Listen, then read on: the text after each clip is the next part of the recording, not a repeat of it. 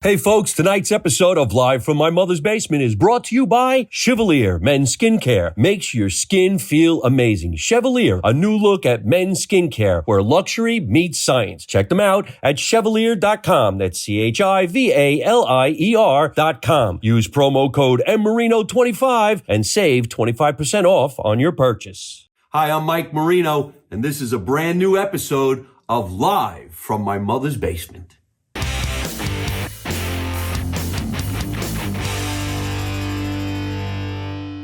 Live from my mother's basement, it's me, Mike Marino. Thank you so much for tuning in, everybody.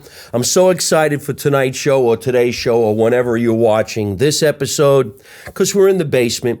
We're in the basement of the real house that I grew up in. And the last few shows we recorded in Los Angeles and in some different locations around the planet. But it always feels so good to come home and to have a guest on the show that's from the home area of New Jersey. So ladies and gentlemen, please welcome Michael DeGeorge, which we're going to find out is a little bit short of a name. It's a little longer in real life. But Mike, thank you. Yes, thanks for coming down. Thank you, Michael. I appreciate you coming over.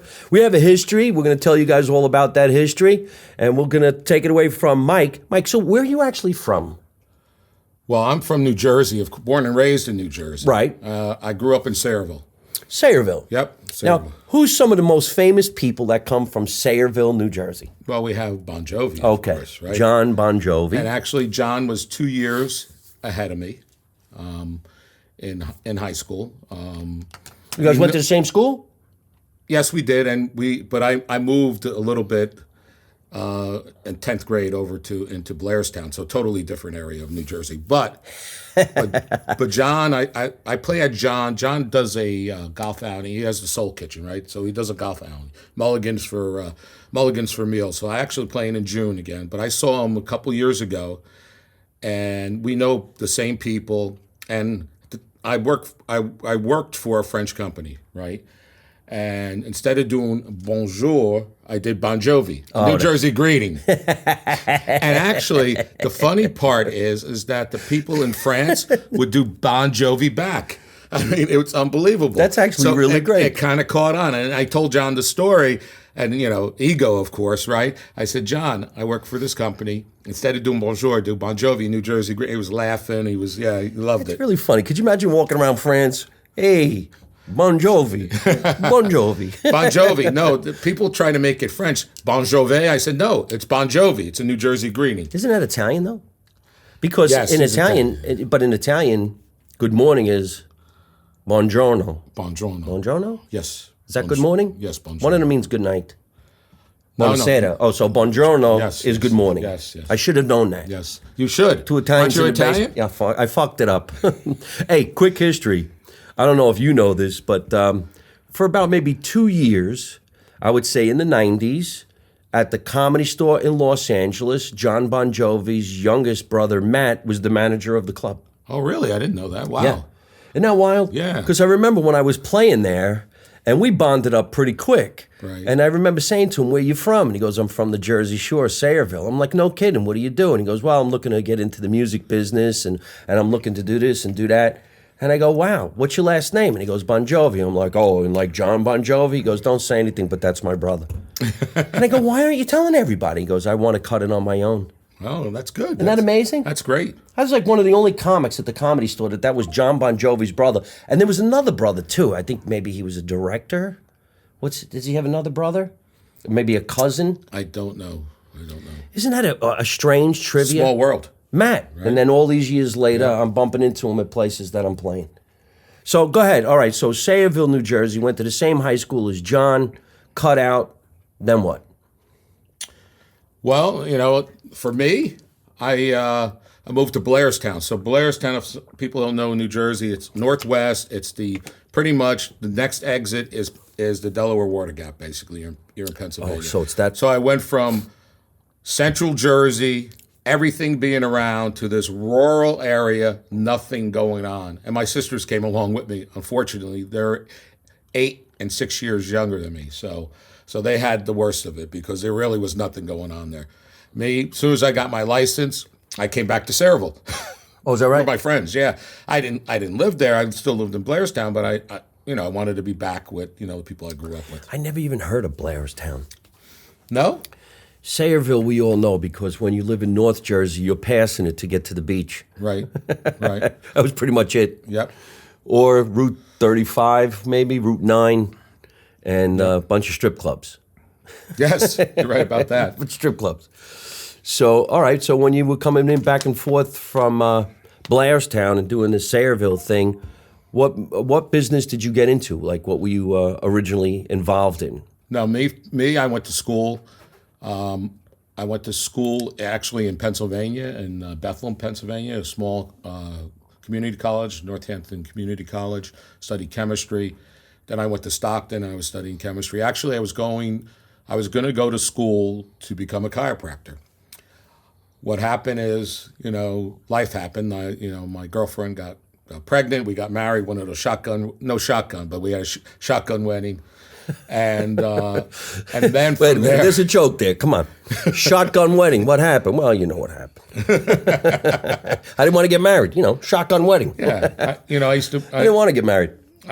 For my stand-up, I would say, yeah, shotgun wedding. Not like in the hillbilly states. There's no shotgun, and we didn't do our reception at Denny's. But I mean, that's about it. But yeah, so got married, and then I wind up getting a job at a small contract manufacturer. So making products for, at the time, Matrix, Redken, they were all separate, L'Oreal. So I worked for them for about 8 years. Then I was hired by L'Oreal.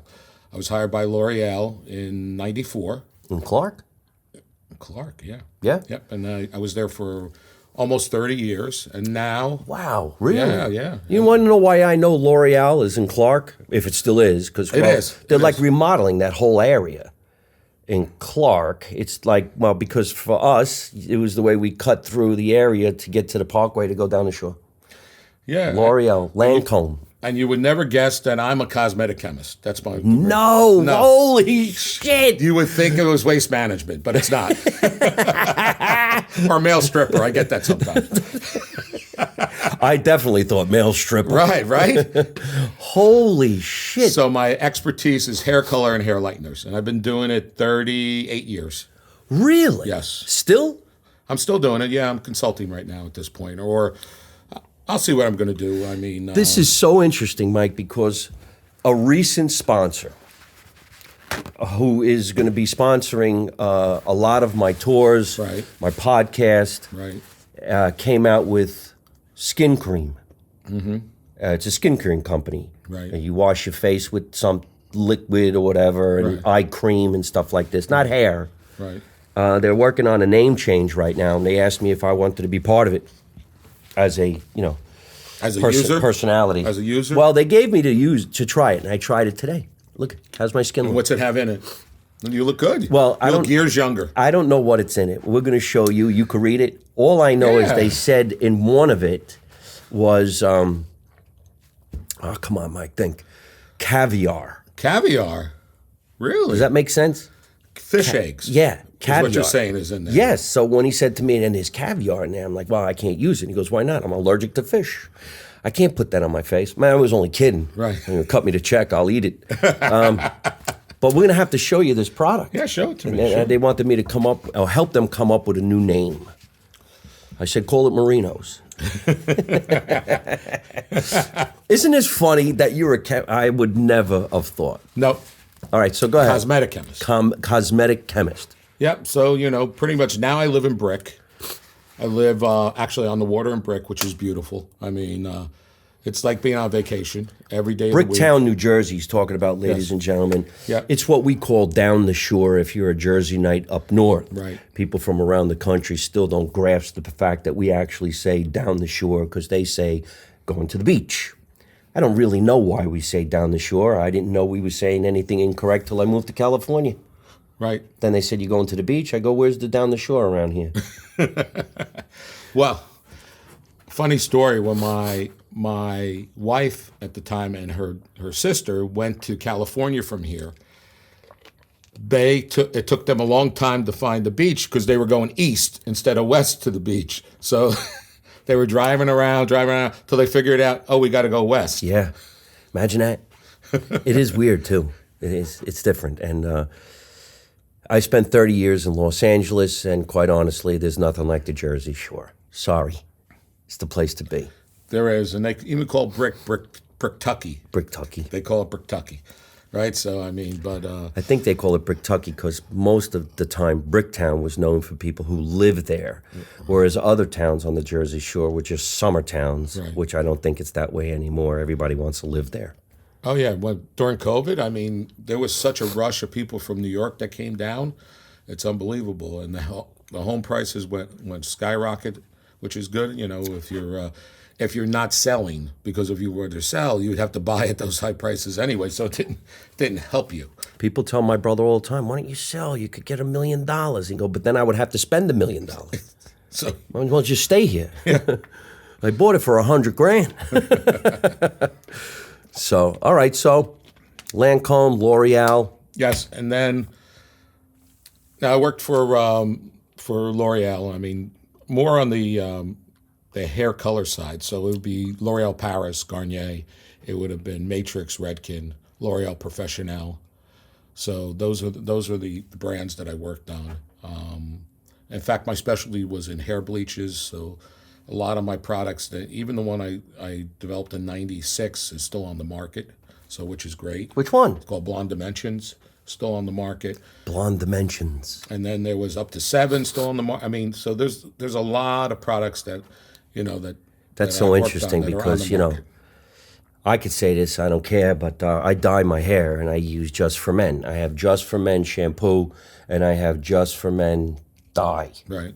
I don't know if it's really all that worth it. I try to keep the gray out. I think I look okay. I wish I had some more hair, but what do you know about those products? What? Just for Men? Just for Men. I have a friend that works there, actually. He worked for me for a long time. Then he left L'Oreal and went to work for Just for Men. So, yeah, no, they work.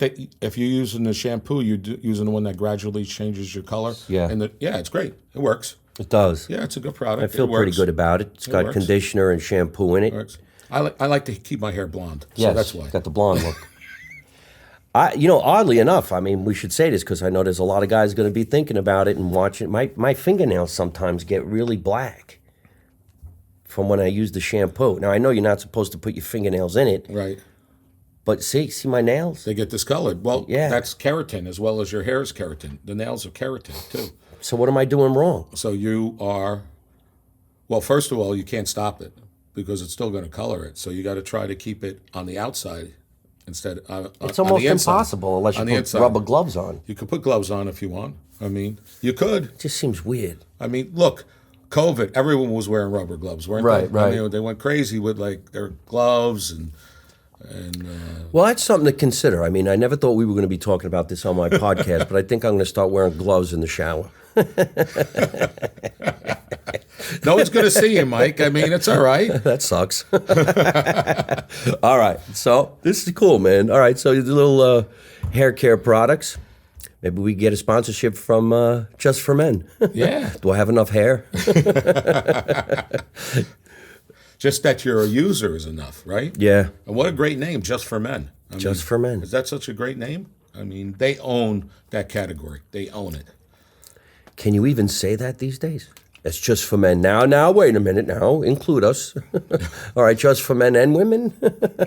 Well, I guess if you're a woman, you can use it because it colors hair. But I mean, they only have so many shades. Like if you go down the aisle for hair color, there's all these different shades. For men, there's black, brown, maybe light blonde, and maybe a redhead, maybe red. That's it. I use sandy blonde. Okay, yeah, sure. Sometimes I feel like it doesn't do anything, but you have to leave it there for a little while. It does. It's gradual. If you're using one in the shower, that's a gradual. It takes Right. over time because it oxidizes over time. After you rinse it out, the dye is still there, so the air is oxidizing it, making the color form. So it takes time for that to happen. I sure wish I had a full head of hair like I did when I was a kid, man. Holy shit, what the fuck happened?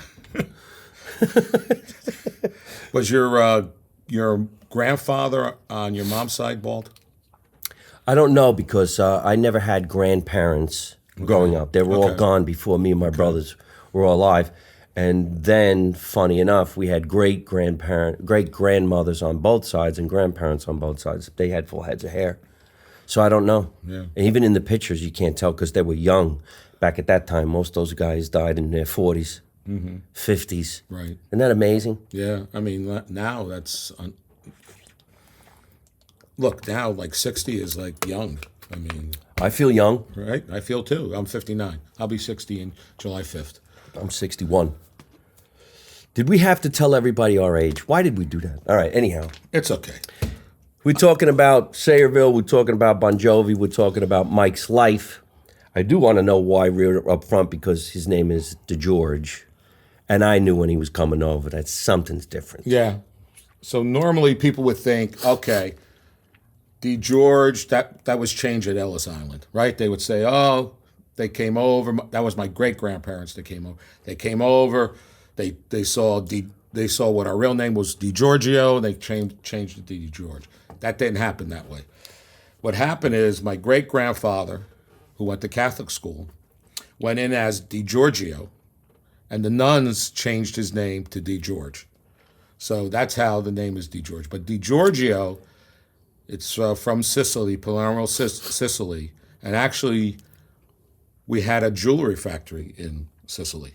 And so all of my uncles, my great uncles, my grandfather was not a jeweler, but they were all jewelers. And today in Union, there's still DeGeorge Jewelers.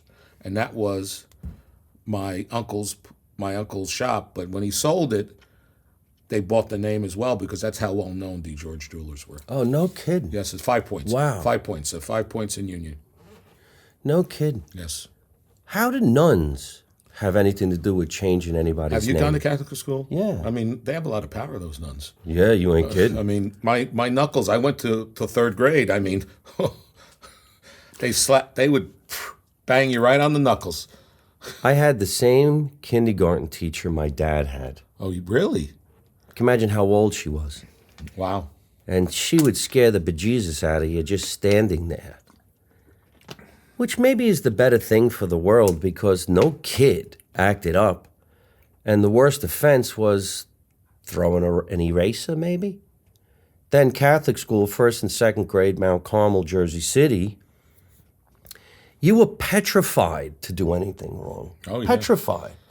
Sure. And if a teacher at that time cracked you in the head and you got home and had to tell your parents, you'd get cracked in the head again. Exactly. Because the teacher cracked you in the head. Right. Explain to me why your teacher had to hit you. Right, exactly. And then they hit you again. Exactly. Yep. Now your kid could tell you, look, I identify as a cat, so put out some kitty litter so I can pee. What?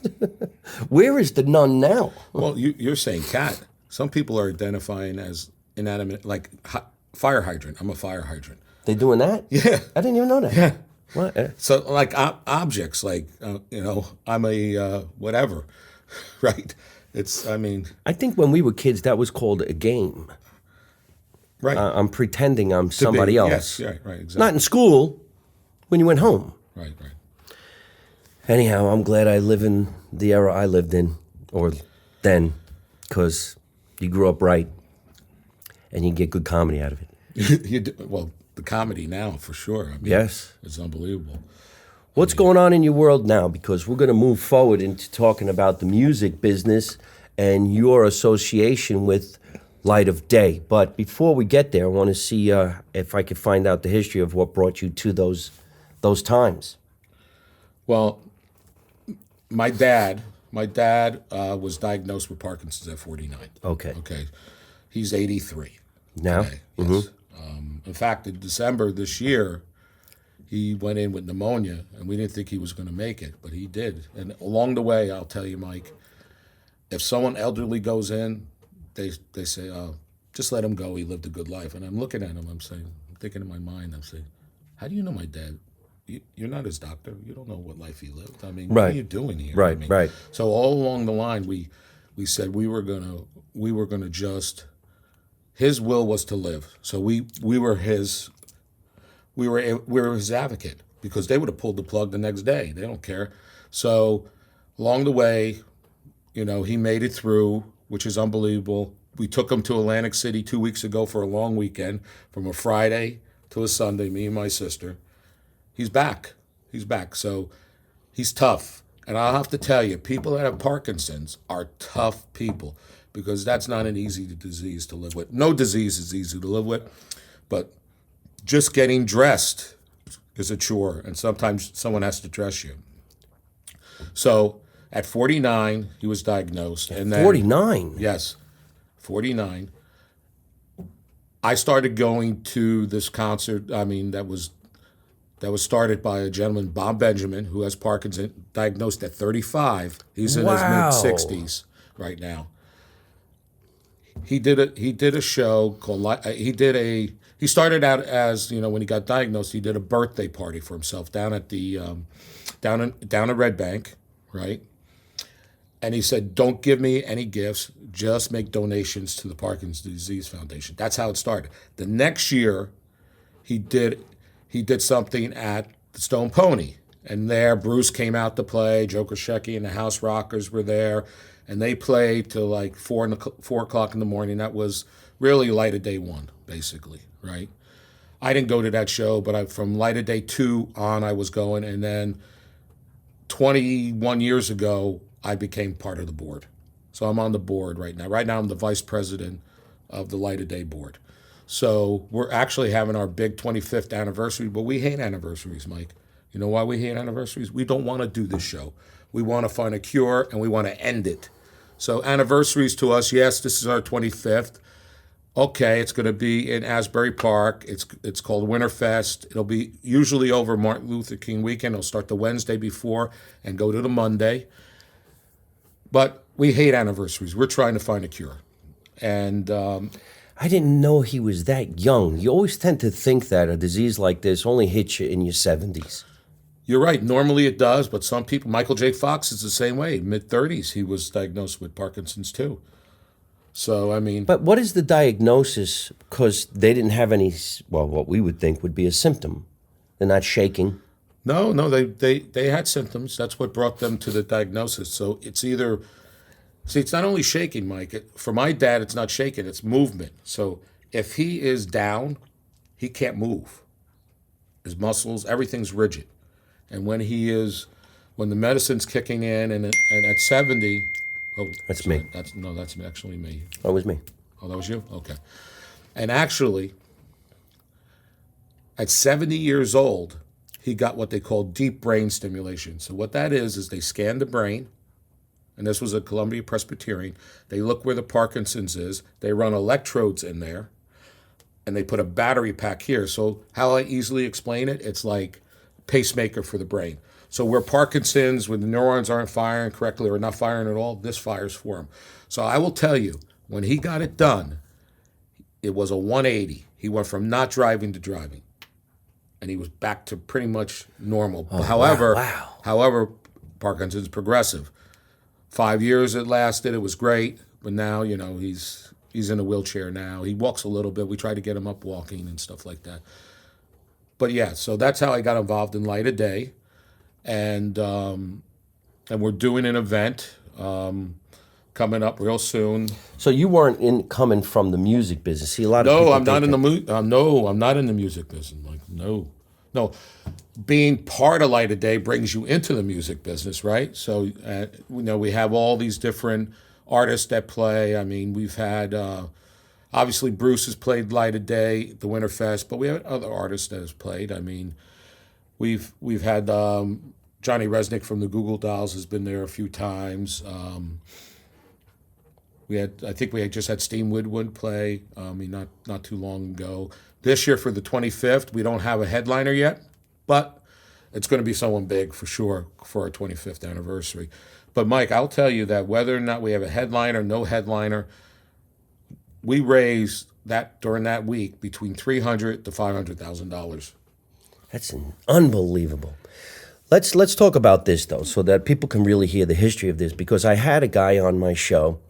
His name is J.C. Capone, and he's an actor. He got a part in a movie and another TV series. And he wanted so badly to come down the basement to be on the podcast. He was such a fan of my work. Right. So I said, all right, well, what is your thing? You know, what are we going to talk about? And he goes, well, I'm living with Parkinson's. I'm like, you fucking kidding me? And I'm like, how old are you? And he goes, I'm in my early 40s. I'm like, that's impossible. I didn't think it happened then. Everybody must think, well, not maybe me. You think people get it when they're older. It's like an old folks disease. So I says, listen, if this is really what you want, come on over. So he had some assistants with him. Right. And he sat here and he was shaking like you can't believe. His whole body, and he was doing the whole thing. Right. But he did explain when his doctor said to him, this is what you have, and this is what you need to prepare for. And he said, I went into my garage and I took out a gun and I was ready to call it a day. Oh, really? But then he realized he had 2 children, he is married, and he has to do something so maybe he could make something of it, better of it, find and whatever. So his mission was to do some stand-up comedy. Oh, really? Okay. So he came down the house and we started talking, and he took out of nowhere jokes about living with Parkinson's. And it's kind of hard because you want to crack up laughing because it was really funny. Right. But then you feel bad because it's real. Right. But he says, I'm Italian. When I shake somebody down, I really shake them down. And I'm like, oh, man, okay. So he was talking about that. And then I mentioned Light of Day to him because we did this about maybe 6 months ago. Okay. And I said I was never really affiliated with Light of Day. I really didn't even know what it was. I'm not like a musical person, but I had a lot of shows that I had done around Asbury Park, and I didn't know I had a fan within John Benjamin, what's his name? Bob Benjamin. Bob Benjamin happened to have been friends with Danny Aiello, and Danny Aiello always came to see me do stand-up. So when I was performing at the Paramount in Asbury Park, he said, this is Bob Benjamin. And I says, oh, hello, how are you? And he said to me, would you like to be part of Light of Day? And I remember saying, well, what is it? Right. And what are you talking about? What are you doing? Because I don't play in a band. Right. He goes, oh, no, we can get you to host some of the shows. Right. And I'm like, I get to meet who? Wow. And it's for what? Okay. And oddly enough, I kind of knew a lot of the musicians anyway from playing in the area. And your brother's a musician. That's right, my brother Paul. Right, okay. But I had already been friends He played Light of Day a few times. Yeah, well, hey, I love that. I remember I was doing a lot of stuff with Vinny Lopez. And there was another guy, he was a popular guy. I can't think of his name right off the top of my head. And his bass player was like, he was so into the show that night. I can't think of who these guys are, but boy, I have a good time. And the sea of people. Right. Wow. Yeah. It's like they take over not only Asbury Park, but you do it in different parts of the country, right? Well, let's just tell everyone out there, Asbury Park, if you go there today, it's booming. Yeah. But when we were doing the Light of Day concerts, in the beginning, it was condemned. It was pretty much, you could go onto the boardwalk July 15th, you would be the only one on the boardwalk. What happened? Are you familiar with the whole history of Asbury? Asbury was happening when I was a kid, and probably when you were younger too, right? We would go there. I remember going to the arcade there that they had, and the Ferris wheel that was in the arcade that you would go, right? So, and then all of a sudden, it just went down, and then no one was there. The only thing that stayed there was pretty much Stone Pony, right? And then it was gone at one point. There was some type of like dance club that took its place, and then Dominic bought that building and brought back the Stone Pony. Who's Dominic? Dominic was an investor that loved music, and he bought the pony and brought it back, and then that's when Asbury still wasn't much. But he kept it running and running. Then he sold it to Madison Marquette, who owns it right now. They own they own the Paramount, right? They own the Convention Hall. They own some of the restaurants as well. The Wonder Bar, I believe, they own as well. So and then all of a sudden, slowly, they got grants and things happened, and it started booming. Now you go July 15th, there's hundreds of people there, and good luck finding parking. And you got to pay to park. Before, I mean, I remember going there when the Today Show came there a long time ago. That was for The Rising. Actually, Bruce did the album The Rising, and they were there for the kickoff, right? He always would do a show. He always do all his rehearsals in Convention Hall. All the time. Now, both of those buildings are under construction. But he always would do it there, right? So you'd always have shows afterwards, and they would donate to the local charities, and so I was there for The Rising. So I'm going, and parking, there's no parking meters. There was nothing. There was meters. They were all beaten up. You just parked. Now they have this elaborate system of parking. You have an app. You have to go to the kiosk. I mean, it's crazy. I mean, but it's nice to see it back. It is. It's nice to see a shore town like that back. It is nice. But light of day for me was to support my dad. What can I do to support my dad? So I'm not a researcher. So what can I do? But also, Light of Day does a local program. It's called Boxing for Bob. And they found that boxing, Mike, helps with the coordination. So what we do is we support some local boxing gyms. And anyone that has Parkinson's that goes in there, we will pay for them to take that class. And it's a specific class for people that have Parkinson's. No shit. Yes. So we try to do something locally, and then we donate also to the Parkinson's Disease Foundation. But what we do is that we force them to match. So if we're going to donate $100,000, we're not going to just give it to them. We say up to $100,000, we will match what you are able to get from your supporters. And that's what has happened. I mean, we donate 100. They're sometimes getting like 300,000, and we're donating that's 400,000. So I mean, we're doing some local stuff, and we're also doing some stuff to support the research that's going on for Parkinson's. Is there like an office now, or is there a place to go, or a PO box? Yeah, there's a PO box. I mean, you could go to lightofday.org. If you want to donate there, go up there. There's a donate now. And like I said, we have an event that's coming up. And here it is. It's backwards.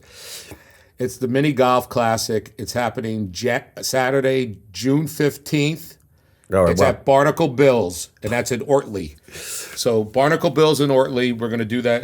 And the rain date is June 22nd.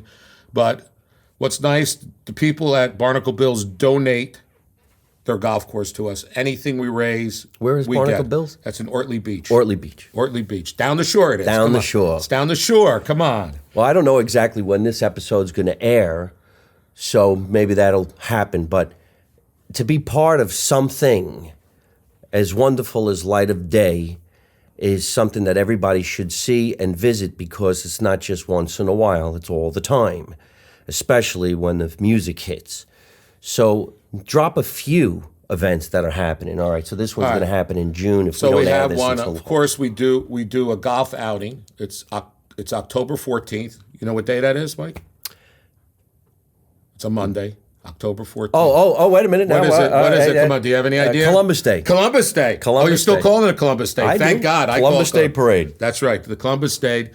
With Joe Piscopo, who sings. Has he been part of Light of Day? No. Okay, well, we could get him. Let's get him. He's a friend of mine, Joe Piscopo. He's a friend of ours, or? He's a friend of yours. He's a friend of mine. He's a personal friend of mine. We've done a lot of shows together. Right. But he knows I say my tour is called Make America Italian Again, and there's nothing he can do about it. So I'm going to call Joe Piscopo, make sure he's a Jersey guy, hard and true. That'd be great. I mean, to so wow. Okay, so we can actually say that, because this should air before Columbus Day. So this is October Jumping Brook Country Club in Tinton Falls.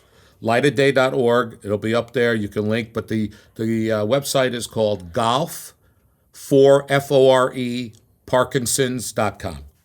Golf for Parkinsons.com. Golf for FORE, like four. Yep. 4.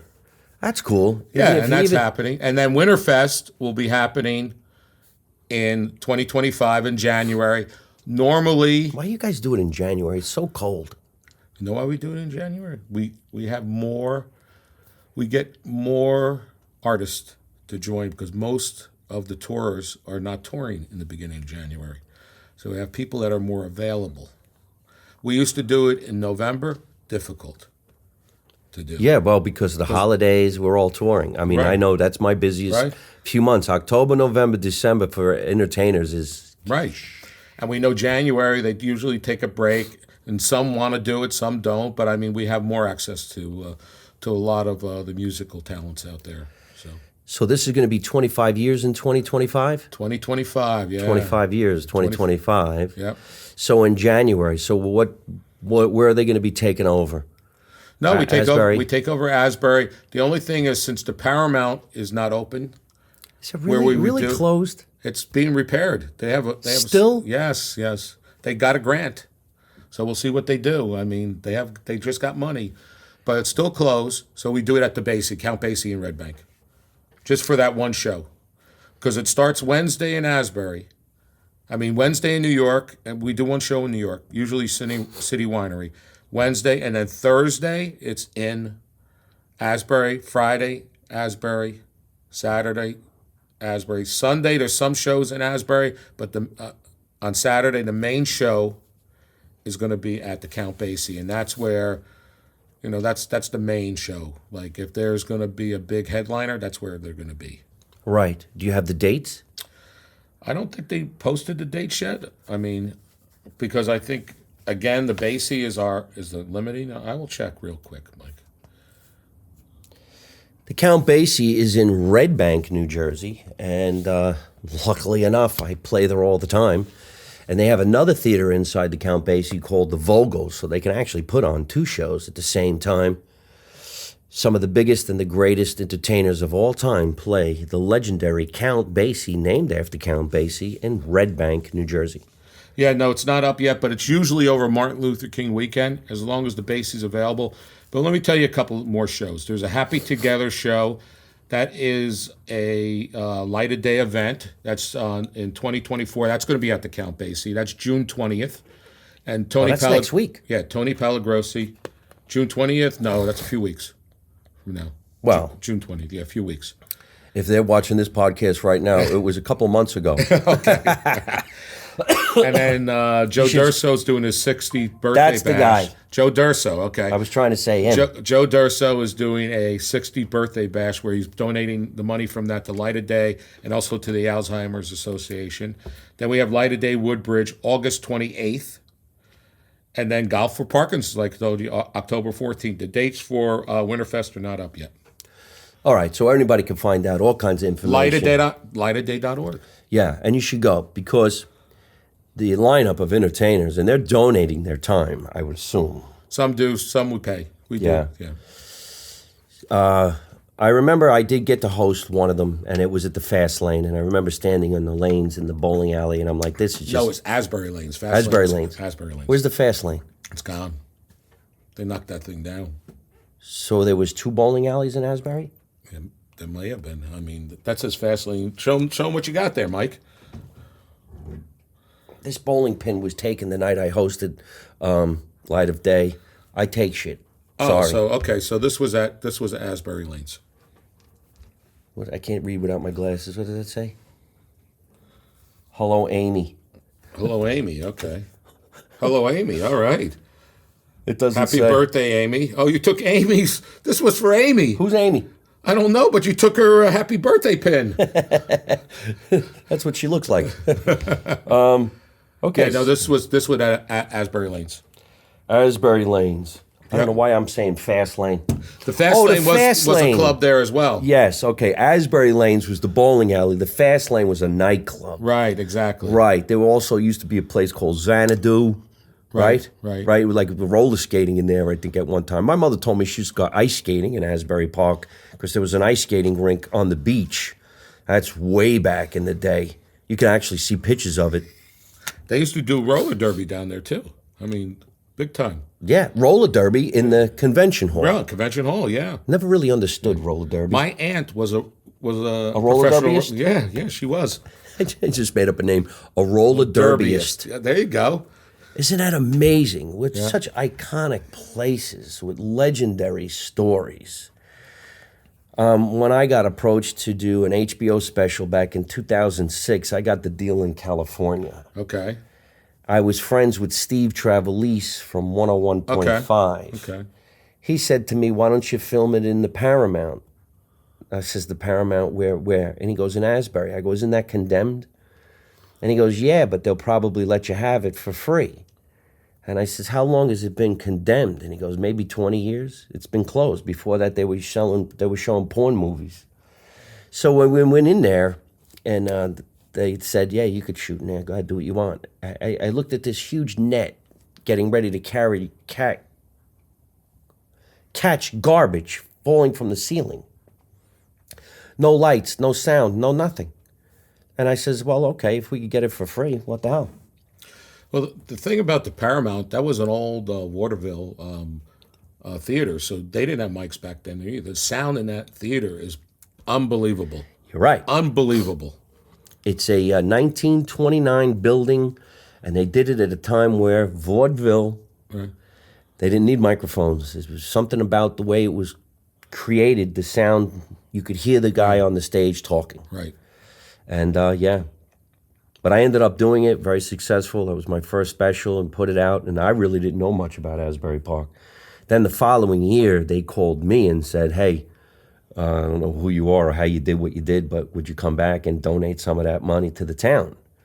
And I said, sure. So when I went back the second time, then everybody was kind of helping me a little bit on a different level. Right. Because when the show was over, now there's some place to go. Right. Because when we did it, the only place to go was the Wonder Bar. Or Howard Johnson's. Right. Remember the Howard Johnson's was there? That was there Right. forever. That's the supper club now. But I mean, that was the Howard that was there through thick and thin in Asbury. I personally never went to the Howard Johnson's. I wish I did. It was probably, it looked like the original Howard Johnson. It was the right across first from the one. Paramount, Oh. too. Yeah, you walked on the boardwalk right there. Well, we used to see it when it was all boarded up, but that was pretty much it. And I have upstairs, I've been going through archives of everything that I've ever done since I'm a kid in the entertainment business. And I have the making of my show live from Asbury Park. And we walked around the city trying to look for places to film. And it was desolate, like you said. Yeah. You could find a parking spot anywhere you wanted. In fact, I did a lot of jokes about it. I did a joke about, I remember when we were younger, we would come to Asbury Park and you didn't put a quarter in that thing and twist, you kicked it. And there was a quarter left in there because it was rusted from the week before and it went ka-ching. Now you got to go looking for the number on the floor to find the robot. But what a great time and what a great place. You should re-release that because that's like archives. It is. Yeah. Yeah, everything that we did. We had the Asbury Park police do a gag with me. The gag was I was in the jail. And they participated, the police, and the guy comes over and he opens up the prison jail cell and he goes, Marino, there's people to see you. And don't try anything funny. And then I walk out and there's 1,500 people. And I'm like, hey! You know, it's funny, one of the greatest nights of my life was the night we did the Paramount because I was praying for 300 people. Just wanted 300 people. And a fireman comes backstage. It was 7:45. And he goes, who's in charge? And everybody was afraid of the guy. I go, I guess I am. But I had staff. Everybody was there. I really wasn't in charge. Right. And I says, I guess I am. And he goes, we got a big problem. You're at capacity and there's 100 people trying to get in. And I go, dude, that ain't a problem. Lock the door. Shoot the show. Let's go. Because there were cameras everywhere. Right. And we did it. And it was very successful. And at the end of the show, and I go, I'm having an after party at the Wonder Bar. They all, like bees in a hive, they all went over. I got to the Wonder Bar that night, late, of course, because I was still Right. coming down off my high, Right. which took a long time. And I went over to the Wonder Bar, and the guy goes, yeah, you can't come in. And I go, why not? He goes, this place is loaded with people. And I go, but I think this is my after party. The guy goes, nah, it's for the comedian from across the street. I go, hey, I am him. I am him. Dude, man, I was in my 30s. Wow. That was 31 years ago? No, wait. I was in my late 30s, maybe, 38 years old. Okay. 2006, we shot. It came out in 2007. Yeah. We first launched that show in Canada. Could you imagine? I thought I was going to break out of New York and New Jersey, Los Angeles. You're airing in Canada. Canada? What? But that's showbiz. Now, all these years later, I'm happy to be part of anything that anybody's doing because I like just being around all these people. And I remember whatever it was on Light of Day, the last band to come out was Grishecki. And everybody jumped on the stage at the Paramount.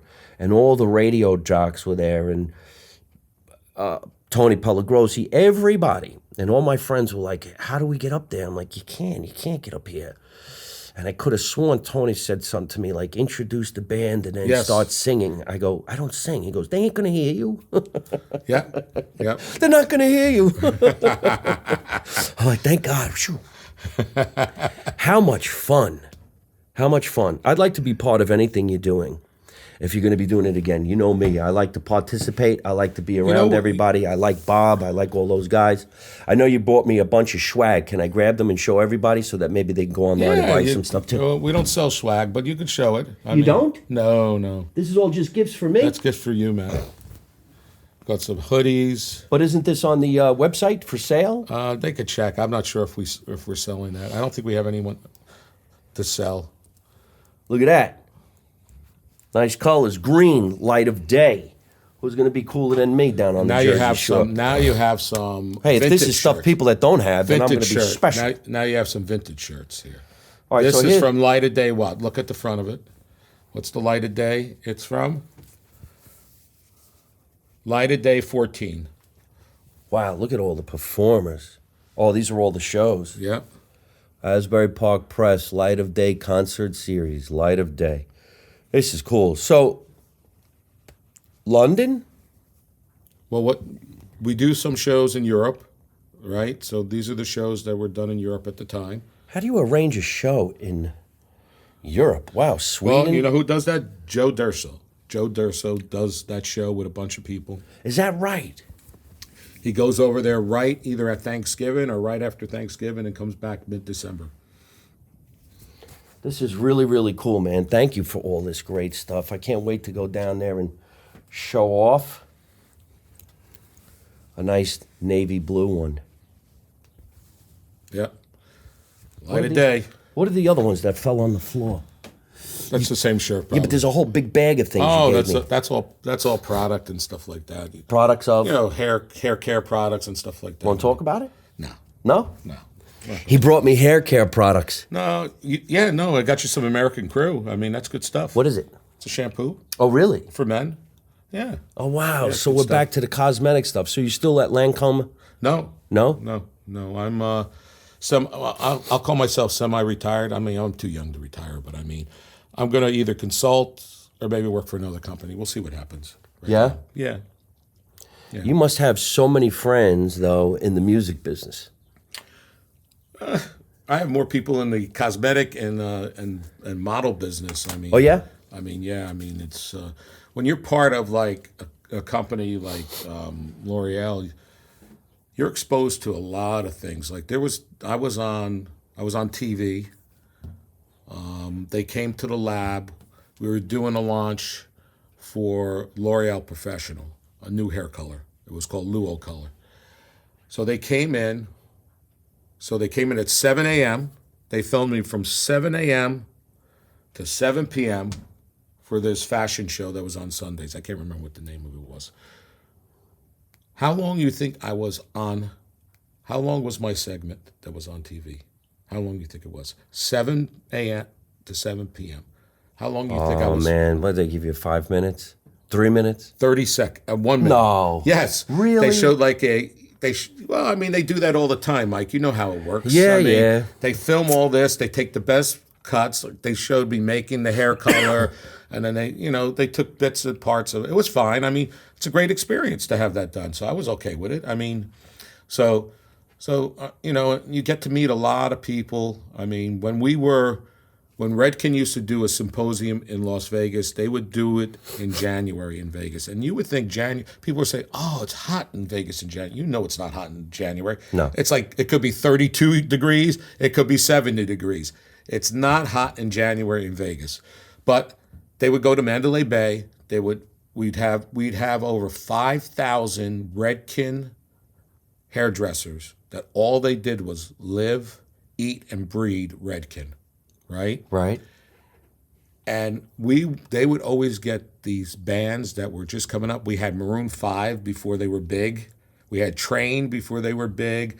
And I mean, meeting those guys and just, I mean, just getting the opportunity to, like I was telling you before when we were talking, to present. I did it was two chemists and a hairdresser and a hair colorist, right? That was the name of the segment we did. So we taught people, we taught the hairdressers about hair. You got to know your canvas, right? When you paint, the painter has the canvas, but the canvas for hair colors is hair. So you got to understand it a little bit. What's it made of? The cuticle is on the outside. The cortex is inside. So you got to get the hair color through the cuticle into the cortex. Because if it's on the outside, it's going to just rinse off and fade away. So teaching them about that. How do we do that? How do we swell the cuticle? And like I was telling you that, we did the rehearsal. They mic'd us up, blah, blah, blah, on a Sunday. We're doing it Monday morning, 8:30. Sound guy comes in. He says, guys, make sure that you project to the third row of the audience. He said, you're fine. I'm turning your mic down. Us Italians, we're loud. Hey. We're loud. If you're not loud, you don't get hurt in an Italian family. Right. Right? Yeah. I tell my family all the time, why do I have to raise my voice to be heard? Can't we just talk like this? But you have to get in the game. You do. You have to volume. Exactly. Or they exactly. don't. What'd you say? I was talking. You were talking while I was talking? Yeah, it's not going to work.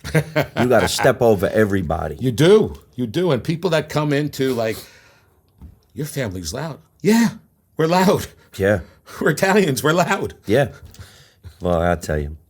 This is really, really cool. So, where is your father at right now in the world? How is he doing? My dad lives with my sister. In fact, right after here, I'm going over to my sister's house to help her a little bit with my dad.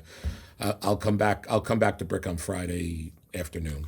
So, okay, so your father's 83. He's okay. He's okay, thank God. Yeah, like I told you, they see an elderly person in the hospital. It's just like, oh, okay, he lived a good life. Let's pull the plug. But he had the will to live. He wanted to live. And what he told my sister, he said to my sister, he said, I was at peace with dying, he said, but I'm glad you helped me live. Right. Yes. Good. Right. And where is Bob Benjamin in the world now? Bob Benjamin lives in New York. He's in assisted living in New York. He was just down here in Asbury because John Eddie did a show on Sunday. Have you ever seen John Eddie play? I don't think I've ever seen John Eddie. Of course, I know the name. I used to confuse him with Eddie Testa. Okay. And Eddie Testa and I recently did a bunch of shows together, and we're going to do another one for Christmas at a place called the American Hotel in Freehold. Oh, really? I know where that is, yeah. I didn't even know that Eddie Testa had a chicken joint. Until he came on the show and he goes, how come you never came for chicken? I'm like, what are you talking about? I thought you were a musician. He goes, yeah, I'm a musician, but I own a chicken pot in Brick, right? No, Lakewood? I don't know where he owns down the shore. He has something down the shore, yeah? Yeah, I didn't even know about that. But John Eddie is a pretty well-known musician, right? Yes. And what is he doing? Well, he did a show already. He did it on Sunday, last Sunday. But John Eddie, the thing about John Eddie, though, he's done Light of Day as well. He's been there. He's more, I call him Southern fried rock and roll. So he's, you know what I mean. So a little country, a little rock and roll. I mean, some of his songs. He sold "Low Life," the song "Low Life," to Kid Rock. So that was a nice score for him. Yeah. I think he sold another song to him. I can't remember what it was. Yeah, I think he sold 2 to 3 songs to Kid Rock. He used to live in Jersey. He lives in Nashville now. But if you get a chance to see him. He's great. He's great. John Eddie. Yep. Of course. And did Bon Jovi ever do Light of Day? No, Bon Jovi has not. And I think the reason he hasn't, he says it's Bruce's show. Oh. Bruce's thing. So that's the reason why. Yeah, well, whatever.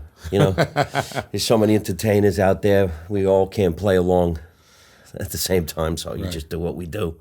Right. You know, there's comedians I won't work with, and there's comedians I can't wait to work with. Right. When I get the chance to work with musicians, I'll work with all of them. I can't wait. I've been lucky enough to be the opening act for actually some really big singers, but it's kind of like the Sinatra type of thing, where you're part of the show. Right. You know, not just an announcer. Right. And I like that type of thing a lot. But Bob Benjamin, so is he okay? Or, I mean, Well, no. Again, like I said, progressive. I mean, he had the deep brain stimulation too. It did help him, but I mean, he is in a wheelchair. I mean, you know, similar to my dad. I mean, so it's. was he married with kids? No, never married, no kids. What did he do? He was a producer, a record producer for a while. For Joe Krashecki was one of, he had on to his label. I think Joe Durso was part of his label at one point.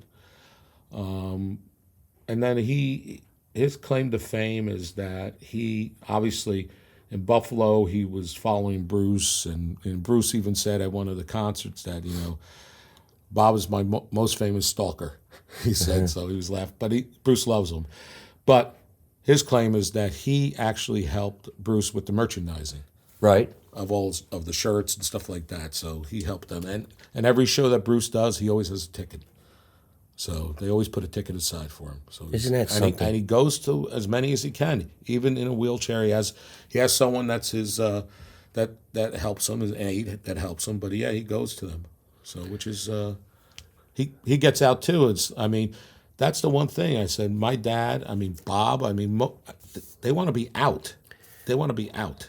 I don't blame him. I want to be out. They don't want to be sitting home. They want to be doing things, and and that's what keeps you from getting depressed too, Mike. And again, my dad has never complained that he has Parkinson's. I never heard, "Oh, woe is me." No, he just deals with it and lives. Well, let's help them all live. Let's let them all help them get out and have some fun, Yep. especially with the world-renowned Light of Day Music Festival for Parkinson's. So if you wouldn't mind, go ahead, plug Light of Day, where we could find information about any of the events on the internet. It's very, very simple. It's lightofday.org. You go there, and you can actually donate if you want. There's a donate button. You could also look at our events that are coming up. Like I told you, if this airs, when this airs, it'll probably be for the golf outing. That's October 14th. If it's somewhere in June, we have some events happening in June as well. We have the mini golf. We have the show at the Basie, right? So, and we also have Joe Durso's show June 28th. He's donating part of the money to Light of Day. It's his 60. He's turning 60 on June 28th. So, and then we have the big event that's usually over Martin Luther King weekend in January. It's Winterfest. It's our 25th anniversary. So again, like I told Mike, we don't like anniversaries. We rather not do the show. We rather have a cure, but we're chugging on. We want to find a cure, and we also want to support people that are locally afflicted with Parkinson's. So we're always looking to try to new programs. Some of the programs we're talking about too is regarding, the people that care for people with Parkinson's. My mom cared for my dad with Parkinson's. She never complained. When we started caring for him, we're saying, how did mom do it? Yeah. How did she do it? We're saying. So we're trying to see what could we do to give a caregiver a day off where they know that their loved one's being well cared for, but they get a breath. They get to breathe. They get to do something and not worry, not be guilty that, oh, what's happening there? So that's some of the things we're kicking around to try to see how can we support the caregivers as well. Yeah, that's a good point. All right, folks. Well, we got to get going. I want to thank Michael DeGeorgio. Thank you. For coming down the basement, hanging out, and tell us all about this wonderful, wonderful charitable organization called Light of Day. And hopefully the 25th year or the 26th year, they won't celebrate. They'll just have a party because they found a cure. Exactly, Mike. And I'll be there to host it. I could tell you right now, if I'm around in October, I will be in the golf tournament. Oh, really? Great. Well, I'll caddy. I suck at playing golf. But No, it's best ball. It's best ball. You don't. I mean, you hit the best ball. I mean, it's all good. I think you're going to be hitting my ball because it's not the best, that's for sure.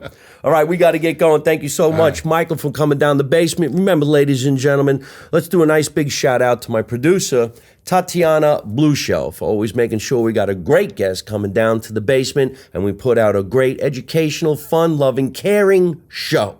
You could see us exclusively every Tuesday night at 8 o'clock on my YouTube channel, which is Mike Marino Live on YouTube. You could also see us on Spotify, because you can watch Spotify as well as listen to Spotify. We're also on Italian American Radio in New York City. The motto is, Make America Italian Again. The platform's going to be, you don't know nothing, you don't see nothing, and you don't say nothing. And how do I end every single one of my broadcasts by saying the same thing with my guest? It's don't take no shit from nobody. You ready? Right. Don't take no shit from nobody. I like the way you said that. Very convincing. Hey folks, thanks for watching Live from My Mother's Basement. I hope you enjoyed the show. And if you did, hit the word like and leave me a really cool comment. You can also subscribe to my YouTube channel so you don't miss any of the future episodes, and you can watch some of the funniest videos on the internet. You can also listen to the show on Spotify or your favorite podcast app.